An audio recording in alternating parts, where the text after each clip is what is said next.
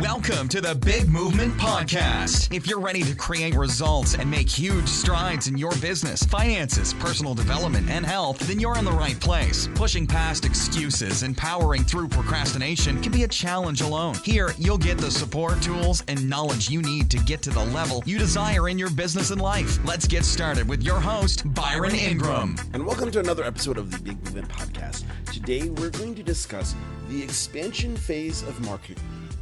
You've successfully converted prospects into clients. However, there's this last phase left, and it's the expansion phase. In today's world, it's not simply enough to stop at the point of sale because then you're leaving money on the table. You must increase the level of loyalty a client has so they share you with their sphere of influence. Most businesses, they make that mistake of only focusing on making a sale.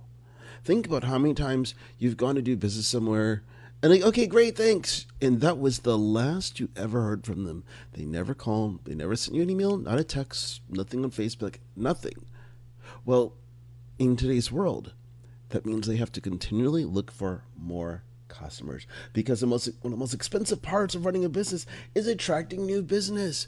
So why do we go through this process of continuously seeking out new customers when one of the best resources is to tap into our existing customers? And here's why. They've already bought from you. And if you don't leverage this resource, you end up having to spend more money to acquire clients because these people, they already know who you are and they will gladly share you with their friends if you build that relationship. So why does this matter? In business, there's a concept that's known as the lifetime value of a customer. And this simply means that a customer is going to conduct business with you a certain number of times over a period of time.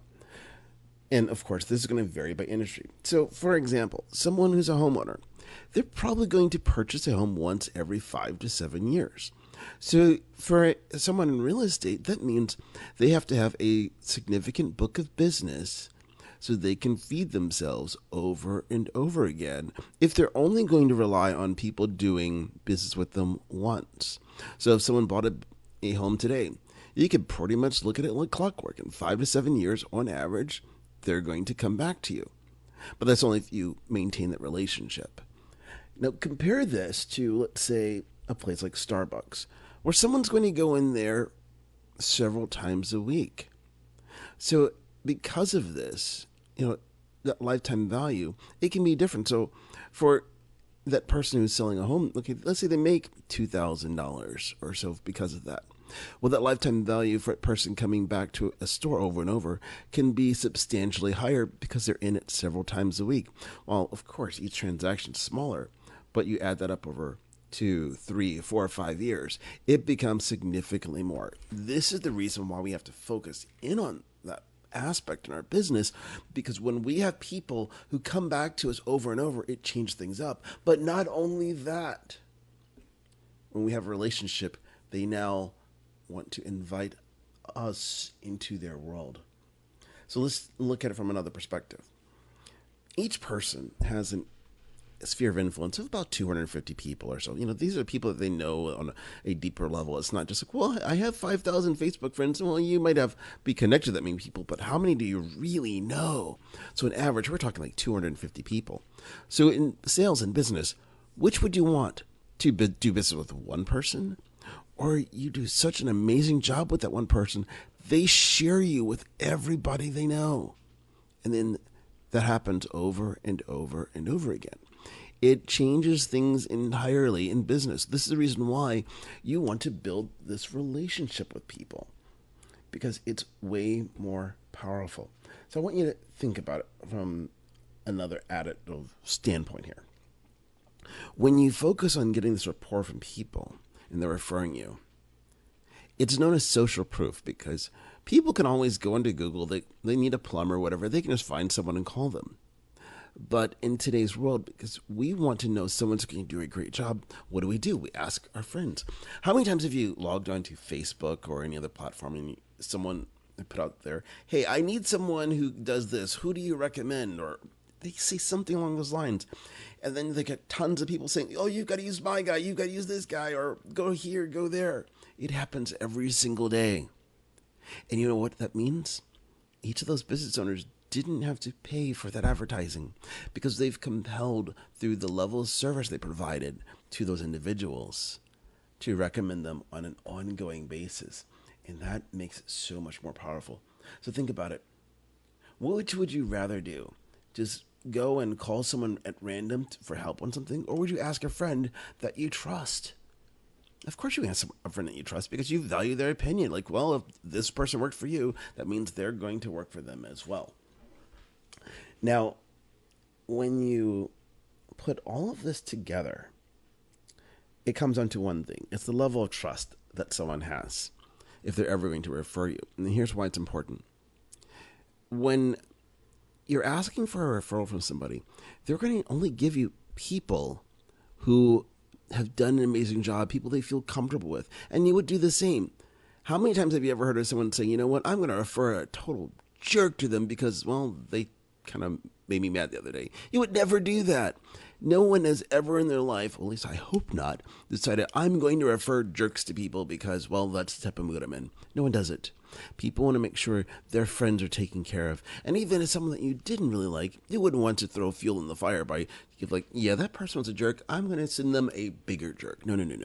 You're going to make sure that you give them the best experience possible. So you're going to recommend people that you know, like, and trust because at the end of the day, that's a representation of who you are. If you always give quality referrals, people are going to see you as that person.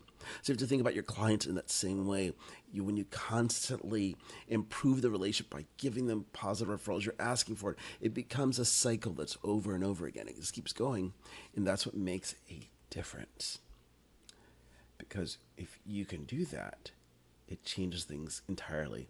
Because now you've established this level of rapport with people, and they want to do business with those people they know, like, and trust. And because those people see you as someone they can trust, you become a connector. And then your clients become connectors because people see them as, well, every time we need something, you just know who to talk to. So at the end of the day, what your goal is, I want you to just visualize this, just drawing two circles on a board with lines going out in between them. One just label as yourself, the other is a customer. You want to make it that you are a connector. So when people come to you, you're always referring, oh, here's a person that can help you. Here's a person that can help you, and so on. And you want to convey that level of trust, that level of service. So your customers, your clients, they become connectors. And here's why. The more that you connect with people, and this is the core of the expansion phase, and you give those consistent referrals, it taps into reciprocity, that people feel compelled to return the favor. Like, oh my gosh, you helped me so much with this. People will then ask you something simple. How can I help you? And sometimes people won't even ask that. They think, well, you do such an amazing job. Everyone talks about this. I'm going to refer people when they say, I need somebody that does blank. So the more you do this, the better it is. And here's the biggest reason why. Over the past several weeks, we've discussed the 6 different phases of marketing. When someone's a referral, because there's that transference of trust, they don't have to start all the way at the top of the awareness phase. They jump straight down to, guess what, the conversion phase. Because that trust means if their friend says, no, this is the person you need to talk to, they took care of me and they're going to take care of you, done. They don't have to know who you are at this point because your friend has told them that this is the person you need to talk to. There's no position but in terms of being an expert because your friend said, you just need to, trust me, you need to talk to this person. We've all been in those shoes. We don't well, I need to see their certifications and blah, blah, blah. If your closest friend told you, you need to see this person because they're going to fix your stuff, you don't question it. You just say, okay, what's their number? How do I call them? It happens every single time. So they jump straight down to conversion. And then the only thing you have to do is say, hey, what time would you like to come in? Or what time should I come over there?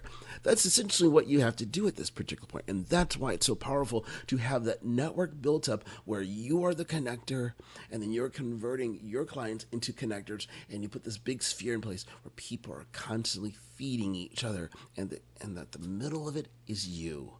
That is the true definition of expansion. Is remember, Your whole objective is to convert someone from just being a simple customer to a raving fan to ultimately that connector, where they feel compelled to talk about their experiences online and offline, because we live in that world where people will be at lunch, at dinner, someplace saying, oh yes, you got to talk to this person, or they'll be doing it online. You want to make sure that this is the case. They think of you whenever they think of a particular problem. And remember, the more people you can convert or transform, however you want to look at it, into advocates for your business, who are those connectors, the more it will prosper regardless of what's taking place in the world. So go out there, look at your database of clients, and ask yourself a simple question. Am I converting these people into connectors, into raving fans who spread the message about my business to the world? If not, start working on it. If you are, keep doing it, because the more you do it, the more your business will prosper. Thanks for listening to the Big Movement Podcast today. And be sure to subscribe so you don't miss an episode. Now that you've surely been inspired to take your entrepreneurial career and business to the next level, you can stop by the website and get more. And if you're ready to boost your business brand, be sure to grab your free report, 7 Easy Steps to Build Your Brand Today.